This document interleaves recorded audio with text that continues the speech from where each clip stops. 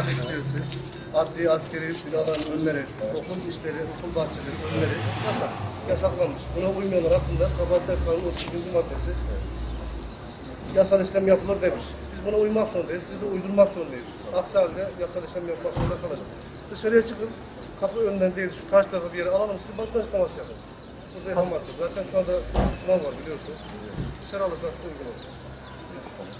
Sokak ortasında basın açıklaması. Hayır, onda sıkıntı yok. Burada sıkıntı var, orada sıkıntı yok. Oraya alın, biz sizin gerekli güvenlik tedbirlerinizi alırız. Burası ya. Arkadaşlar o zaman istirham ediyorum. Ben bunu protesto etmek, sen de milli eğitimi protesto ediyorsun. Alkışla bahçeye kadar çıkıyoruz. Alkışla bak. Arkadaşlar, sınavdan biraz...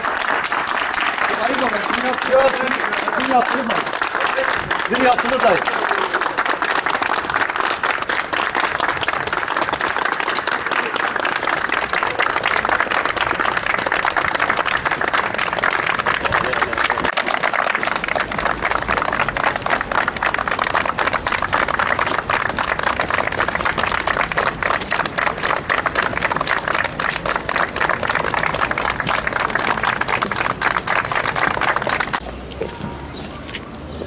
Değerli basın mensupları, Batman'ı üniversite başarı sıralamasında 67. sıraya geri yükseltenler maalesef bugün yasakçı zihniyetlerini, çağ dışı yöntemlerini tekrar sergilemişlerdir. Ve Memur Sen ailesi olarak bugün bütün Türkiye genelinde bütün kamu kurum ve kuruluşlarında devam eden bir eylemimizi yasaklama cüreti göstermişlerdir.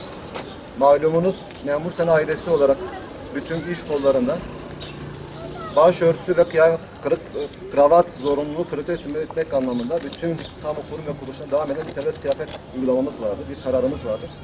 Ve şu ana kadar bu Batman'da sorunsuz devam ediyordu. Ancak bugün Zübeyde Hanım İlköğretim Okulu'nda burada görevli Milli Eğitim Müdür Yardımcısı tarafından arkadaşlarımız kılık kıyafet yönetmeliğine uymadıkları gerekçesiyle okul dışına çıkartılmışlar, yasal olmayan bir şekilde. Ve biz bu durumu protesto ediyoruz, biz bu zihniyeti kınıyoruz.